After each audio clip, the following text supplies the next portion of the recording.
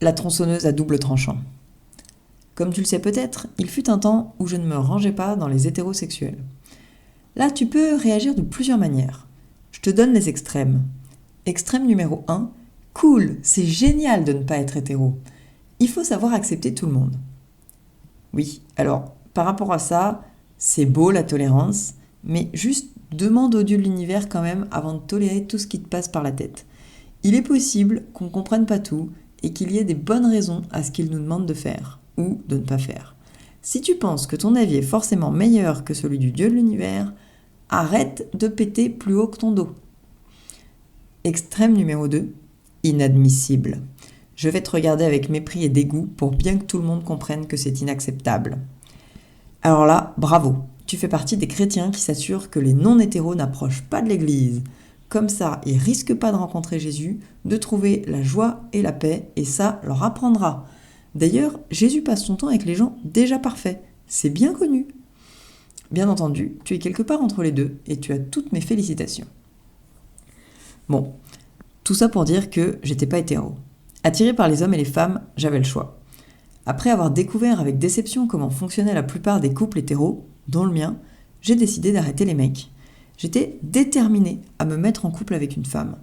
Un projet que j'avais tellement à cœur qu'il avait fusionné avec moi. Il faisait partie de moi, de mon identité. J'étais plutôt contente de cette identité. Elle me permettrait d'être enfin heureuse. Pour la suite, je te raconte pas tout le détail, il y a une vidéo qui parle de tout ça, je te mets le lien dans la description.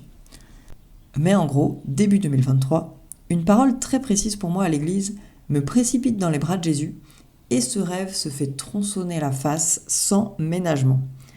La personne qui prie pour moi ce soir-là me dit « Je vois beaucoup de confusion ». Je lui réponds du tac au tac. « Je n'étais pas confuse avant de venir ici. J'étais sûre, moi, que je voulais être avec une femme. » « Non mais, elle m'énerve, c'est elle qui me rend confuse. » La prière continue et je ressens l'amour de Jésus pour moi avec intensité. En même temps, je fais le deuil de mon rêve et d'un paquet d'autres trucs. Même si c'est merveilleux de se sentir aussi aimé, j'ai l'impression qu'on arrache un morceau de mon cœur, une partie de moi. C'est violent, c'est dur, c'est brutal. Une tronçonneuse à double tranchant passe sur mes projets et mon identité. Il ne reste rien. Mon quotidien bascule. Toutes mes activités sont rasées par la tronçonneuse. Il ne reste plus rien. Plus rien de moi, plus rien de Natalia, plus rien de qui je croyais être, plus rien de l'identité que j'avais voulu construire pour me protéger. Plus rien. Je n'écris plus, je ne code plus, je ne regarde plus de séries, je n'écoute plus de musique, je ne lis plus de bouquins scientifiques, je n'apprends plus le japonais. Tout ça ne me fait plus envie, tout ça n'a plus de sens. Il me reste le dessin, j'ai juste arrêté de vouloir dessiner des nanas à poil, le jardin et les balades. Mais où sont les projets qui me faisaient vibrer ? Où est l'excitation de commencer à écrire un nouveau bouquin ? Où est la prise de tête de savoir comment architecturer un futur jeu vidéo ? Où est l'irrésistible besoin d'appeler l'univers entier pour partager le dernier fun fact scientifique que j'ai lu ? Qu'est-ce que je vais faire de mes journées, moi, du coup ? C'est marrant, cette période de rien se remplit très vite. D'abord, je lis des brouettes entières de bouquins qui parlent de Dieu. Témoignages, enseignements, trucs un peu entre les deux, tout y passe. C'est génial. J'apprends tellement, ma foi monte en flèche. Je me sens me rapprocher de Dieu. Ensuite, je passe du temps avec Jésus, souvent en balade en forêt. J'ai piqué l'idée à un certain Alain, et parfois en voiture ou autre. C'est trop cool, j'apprends à aimer et à être aimé. Sur YouTube, je me mets à regarder un paquet d'enseignements.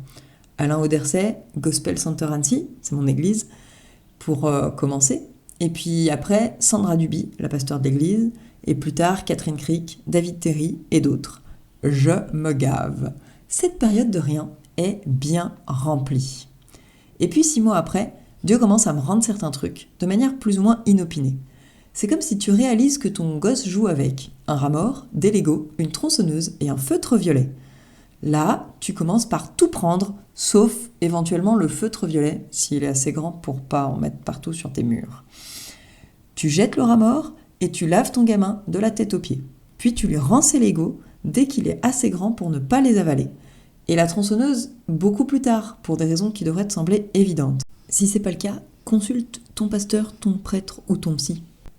Bref, je commence par récupérer l'écriture avec le blog et un bouquin, puis le code avec un projet de création de jeux vidéo, et là tout dernièrement, je récupère la science pour faire des animations dans une école.